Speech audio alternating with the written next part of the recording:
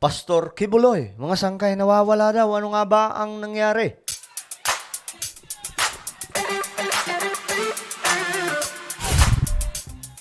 Hello, what's up mga sangkay? This is me. I'm back for another video, another topic na naman mga sangkay na pag-uusapan natin ngayon.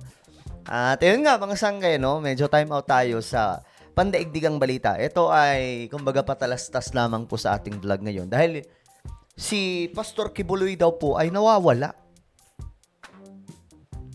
Ngayon, ano kaya ang nangyari mga sangkay? Nasaan kaya si Pastor Kibuloy? No? Anyway, bago tayo magpatuloy, pakisubscribe po muna yung ating YouTube channel. No? Yung mga nanonood po dito sa YouTube na hindi pa po nakakapag-subscribe, isubscribe nyo na, tapos i-click nyo yung bell at i-click nyo po yung all. Makikita lamang po yan sa ibaba, okay? Dahil dito mga sangkay, 1.19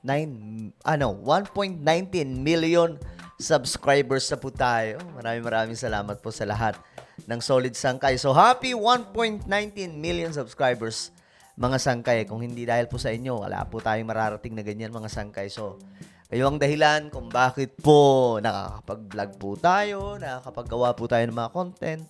So, maraming salamat po sa inyong lahat. Kaya naman, i-subscribe nyo na. Makikita nyo po yung subscribe button sa ibaba. Pindutin nyo po yun.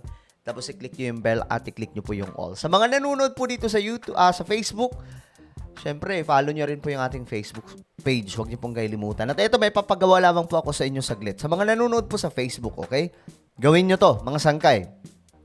Super duper dali lamang. Habang kayo ay nanonood, makikita nyo po yung tatlong tuldok bandang itaas. Check nyo na lamang, okay? Ito po ay ginawa ko lamang sample video. Yung tatlong tuldok sa inyong taas sa video na to, makikita nyo po yan, tapos pindutin nyo po yan mga sangkay dito sa inyong mga cellphone, magagawa rin nyo ang ganyan mga sangkay, okay? So may lalabas po dyan na show more, pindutin nyo po yung show more, at ayun, super duper dali lamang po yan. Okay, ito na nga mga sangkay, ito po yung alamin natin, itong balita ngayon na itong si Pastor Kibuloy daw po ay nawawala. So ano nga ba ang nangyari? Ito po yung balita. Pastor Kibuloy hindi pa nahahanap ng NBI. So ngayon kasi hinahanap na po si Pastor Kibuloy para po sa inyong kaalaman. At may warrant na po. Ngayon ang problema, hindi mahanap. Naisilbi na kahapon ng National Bureau of Investigation, Davao City Police at Police Regional Office 11 ang warrant of arrest para sa religious group leader na si Apollo Kibuloy at 5 kasamahan nito dahil sa kasong child abuse. Okay. Naisilbi na mga sangkay. So, anong nangyari? Asan si Pastor Kibuloy ngayon? Kabilang sa mga akusado sina Jacqueline Roy, Ingrid Canada, Crescente Canada, Pauline Canada at Sylvia Simanes. Okay, tingnan ko yung mga pangalan, mga sangkay. Ito daw po yan, oh. You are hereby commanded to arrest Apollo Kibuloy, Jacqueline Roy, Crescente Canada, Pauline Canada, Ingrid Canada. Ba't puro Canada to? Sylvia Camanies. Sabi po dito, who is or who are said to be found in Barangay Tamayong or at Barangay Tamayong, Kalinan, Davao City, Davao Region. Okay. So, asan kaya ngayon si Pastor Kibuloy, no? Manyes. Nahuli rin kahapon si Barangay Captain Crescente Canada sa kanyang bahay sa Barangay Tamayong. Kusang sumuko naman sina Pauline Canada at Sylvia Simanes sa NBI office bandang alas 4 ng hapon. So we have arrested at least 3 accused. One is the barangay captain of Tamayong. And we have 2. Medyo hindi ako aware dito mga sangkay, no? Yung may barangay captain pa. So, sino-sino yun? Ba't damay yun, mga sangkay? Ladies also arrested. And as of this time, we're processing all the requirements in court to post for a bail bond this afternoon. Presente ang abogado ng tatlo para magbayad ng piyansa. Kahapon, pansamantalang nakalabas na ang mga ito. Okay. Nakalaya rin kaagad mga sangkay kasi nakapagpiyansa din. No? So, ayun, mga sangkay. Si Pastor Kibuloy na lamang po ang hinahanap.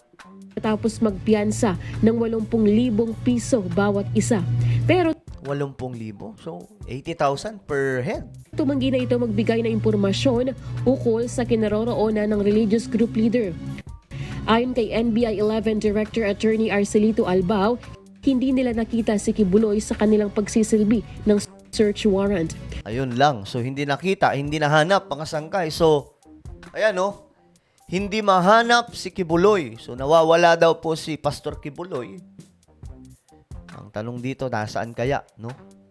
Nasa ibang bansa na nga ba? O nagtatago ba sa underground na taguan? O saan ba, mga sangkay? Talagang hahagilapin nila ito ngayon ng husto kasi mamaya nasa ibang bansa na po si Pastor. Blanco pa rin sila sa kinaroroonan nito at sa iba pang 3 akusado. During the service of search warrant, negative si Pastor Kibuloy. Negative. How much bills? So, no info kung saan siya ngayon? We don't have any information as to his whereabouts as of this time. Okay. So until now, walang impormasyon na lumalabas kung nasaan talaga ang pastor ng Kingdom of Jesus Christ. Ang tanong dito, andito pa ba yan sa Pilipinas, si pastor? O di kaya nakalabas na po ng ibang bansa. Pero nakaharang siya, di ba? Na mga sangkay na hindi siya pwedeng lumabas sa Pilipinas. Na itimbre na at saka, ano ba tawag doon? Yung bawal siyang lumabas, mga sangkay. Pero, ewan ko lang din. Kasi di ba nga may private siya? Private plane. Ayun lang. Baka mamaya nasa ibang bansa na yun. Naalala ko kasi dati, mga sangkay, meron pong isang religious leader din po dito sa Pilipinas ang nanirahan po sa ibang bansa. Nagtago. Actually, di siya nagtago. Lumipat ng bansa para hindi pumasakote. So, ang nangyayari, mga sangkay, nagpipreach daw po siya, itong taong to, nagpipreach lamang via online, naka-live. Hindi ko alam kung familiar kayo sa kwento, mga sangkay, pero yun po yung mga nasagap natin. So, malamang kung nasa ibang bansa na po si Pastor Kibuloy, ganun din po ang mangyayari. No? Pero, kung ito ay sa korte na, kasi ayon po dito, NBI to Ibig sabihin, pwede po siyang sumuko dito, pero pwede siyang magpiyansa. Ang mangyayari dyan, lilitisin pa naman yan. So, mahaba-habang proseso yan. Hindi yan matagal, mga sangkay. So, tingin ko mas okay kung haharapin na lang po niya ito. Tapos, magpiyansa, tapos harapin po sa korte. Kasi, doon po magkakabusisihan yan kung totoo o hindi. Kung hindi totoo, malamang mananalo. Marami naman pong lawyer si Pastor Kibuloy. Actually, magaling po yung mga lawyer ng mga yan Lalong-lalo na po si Topacio, di ba? Nasa kanya Kaya, kung totoo na wala siyang ginawang kasalanan, sa korte sa korte na po ito Hindi na po ito pinag-uusapan ng yung sa Senado, sa Congress, hindi na po yan. Kasi doon, chismisan lang po yan, mga sangkay. Pinuntahan nila ang mga lugar na posibleng pagtataguan ni Kibuloy, Anong nangyari? kabilang na riyan sa Kingdom, sa kanyang Prayer Mountain sa Barangay Tamayong at sa Samal Island. Lahat ng mga location pinuntahan. So, anong nangyari? Pero hanggang sa ngayon ay ongoing pa ang kanilang service of warrant. Wala. Di makita, mga sangkay. So, nasaan si Pastor Kibuloy? Baka alam nyo, mga sangkay. I-comment nyo sa ibaba kung sa tingin nyo nasaan ang ating si Pastor Kibuloy. Ayon sa NBI, may 10 araw na palugit bago nila ibalik ang warrant of arrest sa korte. 10 araw. So, anong mangyayari doon? Ano kaya mangyayari kapag halimbawa, after ng ilang araw, hindi talaga makita si Pastor Kibuloy? So, ano magiging action nila? No? Maaari namang magpiyansa si Kibuloy ng 280,000 pesos sa kanyang kaso na child abuse at Di ba? Pwede nga. pwede siya magpiyansa. Matagal to, mga sangkay, matagal to ididinig. Baka nga mangyari, mga sangkay, matapos na naman po yung termino ni BBM. Hindi pa rin po tapos itong kaso. Maliban na lamang po kung talagang tututukan, no? Pero mahaba-habang proseso to, mga sangkay. at sexual Especially, maimpluwensya at saka kilalang tao ito, si Pastor Kibuloy. trafficking. Lelaine Moreno, humahataw sa balita ngayon. Okay, ano sa tingin nyo, mga sangkay? Tingin nyo ba, andito pa sa Pilipinas si Kibuloy? At ano sa tingin nyo? Mas okay ba na lumabas si Pastor Kibuloy at harapin niya po itong mga issue na kinakaharap niya, mga sangkay, sa korte?